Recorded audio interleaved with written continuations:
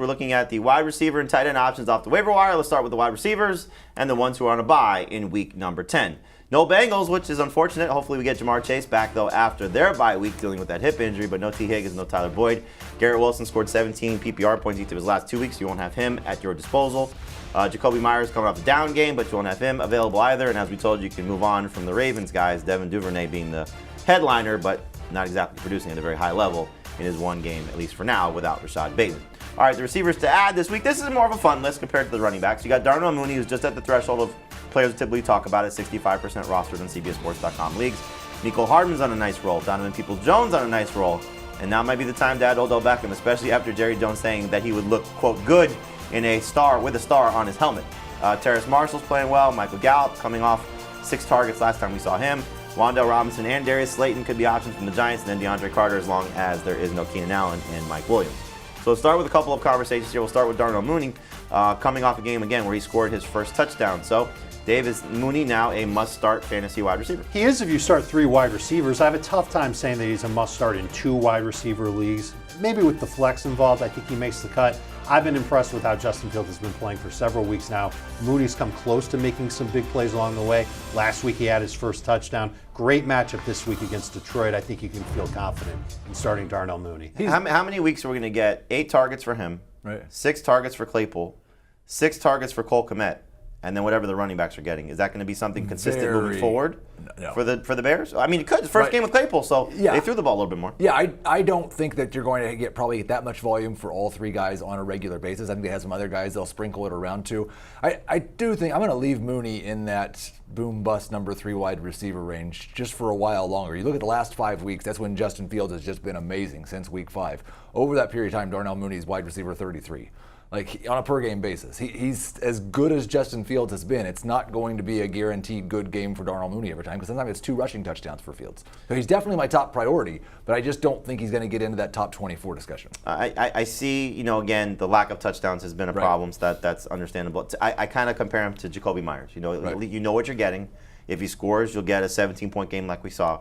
But hopefully we start to see a little bit more passing volume because of the addition of Chase Claypool and Justin Fields just continuing to develop. Mecole Hardman's had 11 or more PPR points in 4 straight games, coming off a unbelievable game where he had 9 targets. Now you got to take that into account that Patrick Mahomes threw 68 times.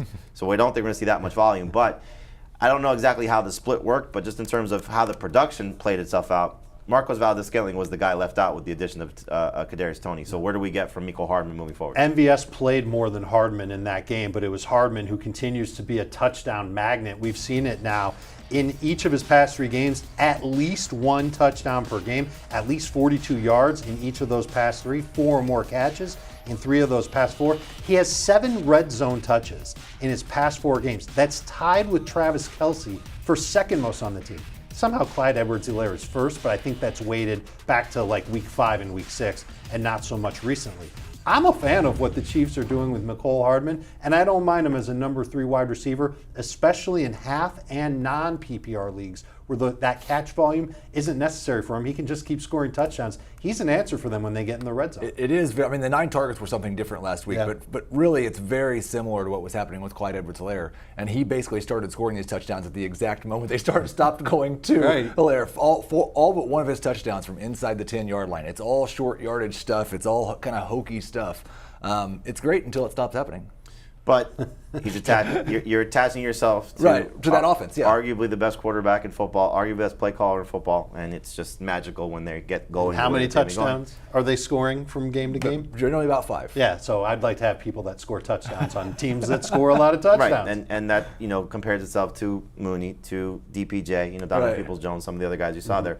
We got to talk about Beckham, because here's what Jerry Jones said on 105.3 The Fan today. Quote, "I know the Cowboy star on that helmet, when he puts it on, could look pretty good when he puts it on. Not if he puts it on, when he puts it on." So, do we have to A, stash Odell Beckham now, and B, are we attaching him to the Cowboys at this point because the rumor is out there and now the owner has already said something? And there was a rumor about him going to Buffalo, but if there's a problem with Josh Allen's arm, then I'm pretty sure Odell's going to say, maybe not so soon, Buffalo, and he makes a beeline to Dallas instead. It certainly looks like Odell Beckham's going to come back. He's going to play. I'm always nervous about guys that are coming back this relatively quickly from a torn ACL, but we know what his upside is, and we know that he's been working out really hard to get ready for this.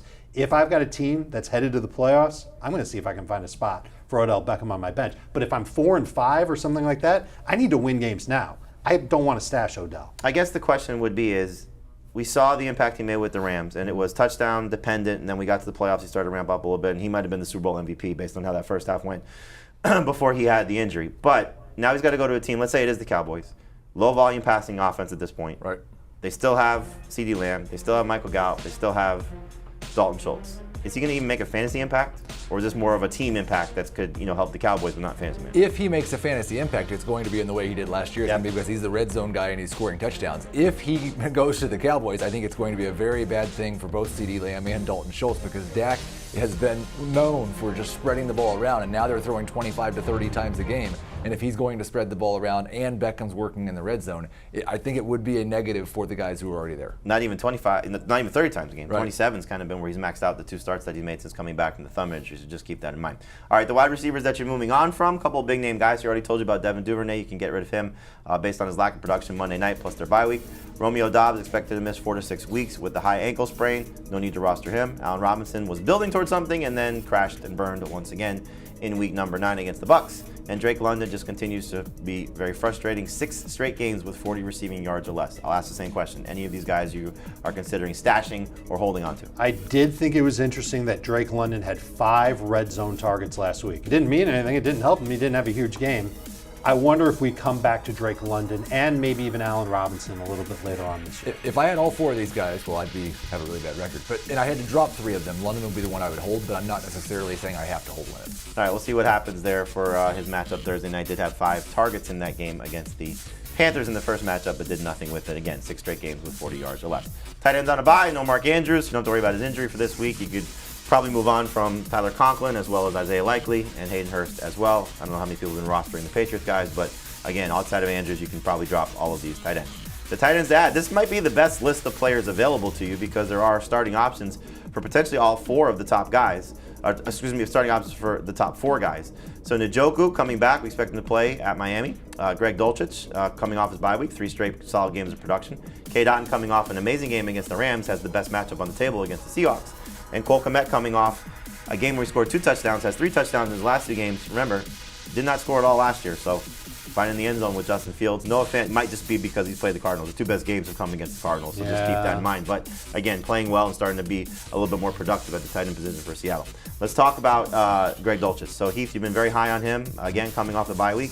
Is it going to be another game of solid production this week against a good Titans defense? Yeah, I think that he might just be the second favorite target of Russell Wilson. He's definitely going to be top 3 in this offense, and so he is a top 7 or 8 tight end for me, depending on whether Dave Njoku is back. He would be behind Njoku, of course, in terms of waiver priority, but he's the clear number 2.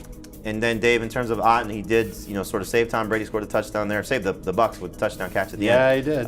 But now the matchup is even better. Now Cameron Brate may return. I doubt it though, because they're playing in Munich and then they have the bye week. So Otten coming off this performance, you see 5 for 68 and a touchdown, 17 PPR points. The Seahawks have just been bleeding fantasy production to tight ends.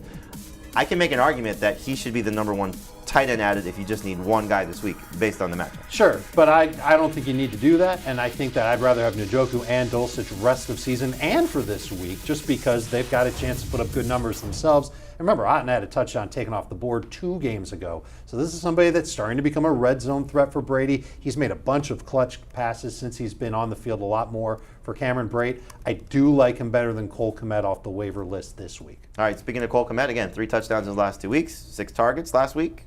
Playing better? Trending in the right direction. I would like to roster him. I'm not ready to start him yet. I do think there's a possibility he could turn into a must-start tight end down the stretch. I'd like to see just a little bit more volume on a regular basis instead of in that one game. And again, in terms of long-term appeal, you can make a case he's better than Otten because of Cameron Brate's potential return plus the bye week for the Bucs in Week 11. But for this week, I'm telling you, Kate Otten against the Seahawks, Tom Brady's going to feast on that defense based on how tight ends have done against Seattle. All right, tight ends moving on from Taysom Hill.